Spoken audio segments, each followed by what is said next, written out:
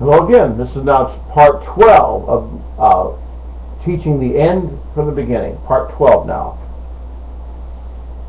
Let's pick up our reading. I'll try to fill in a little.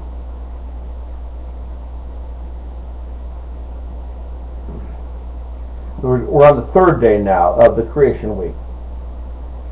This is the Ruach of counsel. As I was saying before, this third day, when the waters below the heavens, he separated them into seas and made dry land appear on this day. Again, I was saying before in the last episode that the dry land allows us to walk with Yahuwah. Seed can be sown, not just fish. Plants can be growing. Because remember, they were planted, all of the plants are put in the ground, they're still in seed form. So we're allowing seed time and harvest in the third day, or the council day. It's a day he takes us into deep realms of knowing how to plant more seed of the Word, of how to touch and administer, to how to pray, what to seek Him for, how to interpret the different layered meanings of the Kodesh appointments. Just like this. And once you can understand the Sabbath week that's not tampered with by the lunar months, it's going to give you so much liberty, because every one of these will witness to you once you learn the Ruach. It's just like a personal responsibility between you and the Father to hear His voice. So I and Yahushua can be deserted on the island, wake up 3 weeks later from a coma, and still figure out the Sabbath day. Because the Father teaches it every day, and the Sabbath's a totally different anointing anyway. The sixth day, there's a double portion of the manna that has a different anointing. There's a extra, we'll get to it, but the sixth day is just like you're being very zealous to get anything you need to be done. The rest, that's what the 6 days of double manna, you're getting everything done to be able to eat on the seventh day without working for it. To get everything done, to prepare to have no work to burden you on the seventh day. So the third day, the tilling of the soil begins to take place. He's ministering the wisdom of his counsel, having ground to plant the seed in, and he's giving all of the different types of seed and the fruit trees. You're not only bearing fruit for the kingdom, you're developing your fruit of the Spirit too, of the different type of fruit trees that give us the fruit of love, joy, peace, patience, kindness, and gentleness.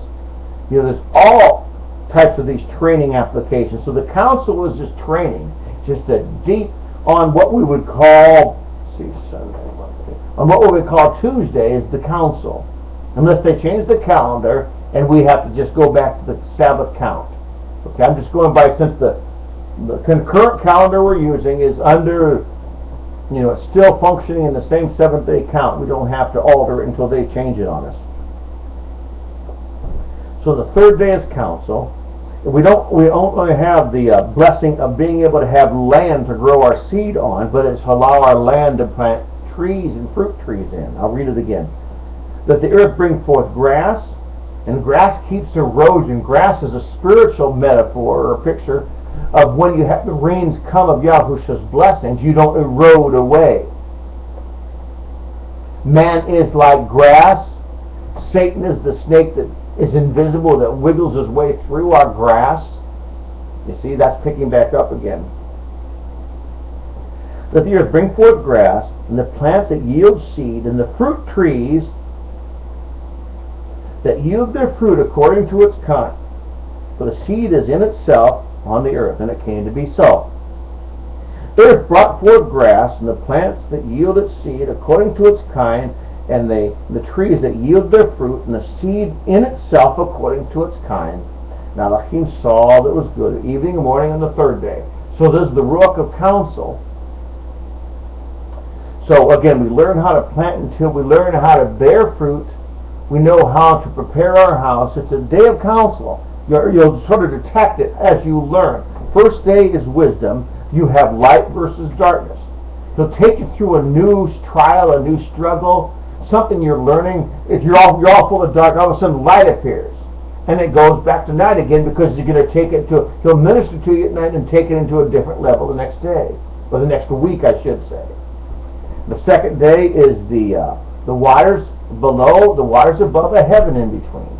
We have a relationship with him. We are dwelling with Yahushua in the heavenlies although on the earth, because he was born in this realm.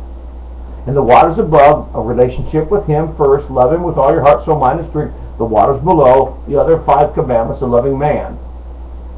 Perfect harmony and balance on understanding. Third day, the waters are still there, but there's land to plant and grow trees, to bear fruit, to reproduce. So the wisdom, the counsel part comes in. And it's all of the plants allow us to bear and produce seed. Third day. Let's quickly go to the fourth day, because you begin to detect this after. Well, I said before, Sabbath day is the easy one, and that council day, that's the easiest one to detect. And I guess it would be the council day and the 6th day of the preparation day, because there's an urgency to get everything done and not work on that Sabbath. There's just an urgency. That's why it's the awe or fear day. There's an anticipation. Get whatever you need done. Don't lift a finger to do any labor on the Sabbath. That's his day. We enter into his rest. It's not our rest. We enter into his rest. Verse 14. This is the this is the day of counsel, or goes to might. This is the day of power and might, where all of the solar lunar calendar is made up. The planets, the constellations, and things like that. So Elohim said, verse 14, let lights come now. Yahusha's light that's making night and day will now calibrate with this sun and moon's direction. All he's going to do is calibrate them, the sun, moon, stars, with his light and dark. He already set up the 24-hour day, or the 12-hour day, the 3-watch night. His light of Yahusha, who is the light. Go and read the apostles. They talk about Yahusha being the sun. Isaiah talked about Yahusha being the sun. Malachi talks about Yahusha being the sun. Satan stole sun worship from Yahusha. He was a type of it, and Satan ripped it off. Okay? Here's the power day. Here's the power. Once we have the plants, the seed, the field, the earth to grow everything, now the calendar puts the appointments in gear to bring the harvest to the Father that empowers us. So this is the empowerment day of understanding the solar-lunar cycle of the feasts. For signs and for wonders, for miracles. You see what I mean? It's the power day. But it's still not degrading the Sabbath. The Sabbath flows all by itself. Of course, the feasts are solar-lunar connected. The moon is part of the system. But the Sabbath day is not. I don't know why it's so hard for people to understand. Elohim said, let lights come into be. There was not a planet on the entire universe except for the earth until this moment. And that will make you wake up to this, okay? Let lights come to be in the expanse of the heavens and separate the day from the night. Yahusha already did it, because he stood in one place as the earth spun. Now, he is calibrating the same thing, the light versus darkness, from Bereshit 1 verse 2. But remember, to understand the scriptures, you have to read them like a child. If you read them with an intellect, that's where Moon Sabbath, these are very intelligent men, and yet they're fools. Because the Father makes intelligence foolish. You have to submit to his Spirit. Okay, let them be for the lights in the expanse of the heavens to give light upon the earth. I'll read it again. Let them be in the heavens to separate the day from night. I forgot something. And let them be for signs, for appointed, for Moedim, for days, and for years. And I was just talking to another moon guy recently. I said, where's the week in here? Even though the Sabbath day is a Sabbath day, it's a seventh day. There's a week factored in. Weeks are not put in the solar-lunar Moedim. There's not a week anywhere in here. The month has nothing to do with the weeks. The month counts from 1 to 30. There's no weeks in there. The weeks are independently cycled within the day. Overlap, sure, but there's 2 counts. Lamentations 2 and Yeshayahu 66. The Sabbaths are totally different from the Moedim. And yet they're still Moedim. They're still an appointment. They're still a Moed.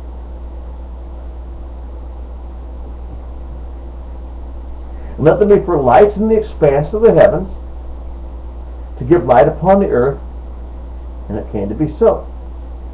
So So Elohim made two great lights, the greater light to rule the day and the lesser light to rule the night, and the stars, the constellations. Everything was shoved in gear. Everything's now orbiting perfectly, every alignment. And I know no one agrees with me, but since he's an Elohim of such order, when this was set up, the sun, moon, and the stars were in perfect order. It was in perfect conjunction on this day. Because remember, the seventh-day week has nothing to do with the lunar month. So this was the first lunar day. Dead center conjunction. Not the one, there's usually one day we visually can't see, but it's not technically conjuncted. Okay? This would be the light for the expanse of the heavens to give light on the earth. This is the conjunction moon day. Came to be. Or why would he make a moon off cycle? Now, the only other argument I can maybe take, it's a full moon because it's still in alignment, but it's on the other side of the earth. So that the full moon might be something you can prove to me, but the full moon doesn't begin the month. But that's the only way it's still in alignment, just on the other side. But this little 2-day-old moon off center here, that's walking to and fro, that's walking to the left or walking to the right. That's why I don't go for this sighted moon. It's always, you're not walking a straight line anymore with Yahuwah. You're not walking in agreement with him. So Elohim set them in the expanse of the heavens to give light upon the earth after he set the blueprint up with Yahusha's sunlight, him himself. That's where the moon Sabbath gets all confused. They think the sun was already there, and it's his light. The Ruach was fluttering over the face of the waters, giving light to the earth. The earth was still spinning, and he stood still. You think he doesn't have the power to stand still for 24 hours? He was fluttering. He wasn't moving. Look it up. It means fluttering like a bird hovering in one place. I think eagles can do that for a short time. Or hummingbirds.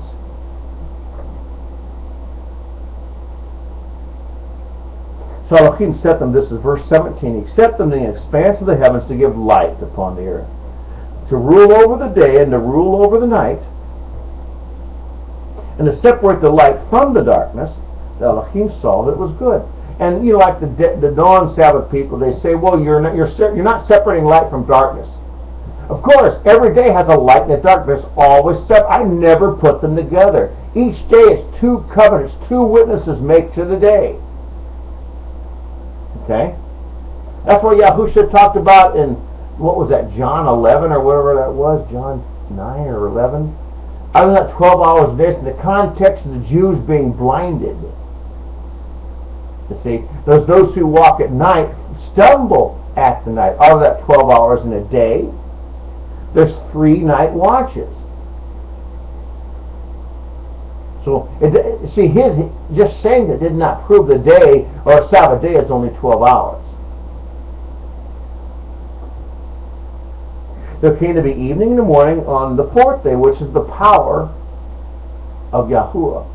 It's the day of strength or power of Yahuwah. Because all of the 3rd days, being able to plant plants and to grow seeds, to bring harvest to the Father, to bless the poor, to bless the needy, are all based on lunar calendar growth cycles. The sun and the moon make the growing seasons possible for the plants. That's why the Abib is always, as a witness, the barley is the product of the Abib. So you can always start your year as long as there's some barley on there. Notice the spring's warm enough to grow food. That's why barley is just a witness. You don't have to find that first little thing of barley and start your feast in the winter. What it means, it better be warm enough to have the barley grow before you even consider counting to your Passover. Because Yahushua says the wave sheaf barley. You cannot, if he's representing the barley, why is he not existent yet before you begin your feast? Let's begin that was the 4th, that's the power. The power of all the fathers, the Ruach of power is based on the solar cycle. Because the solar sets up how the plants grow and how we spiritually grow. And we age by the moon spinning. I think because the rotation of the planets, this earthen vessel grows older. If you would stop everything, we wouldn't grow older. Just to my theory, but that's how it makes sense to me. Okay, I'm going to have to switch out. We're going to go to, I think I'm 12 now, we're going to go to 13.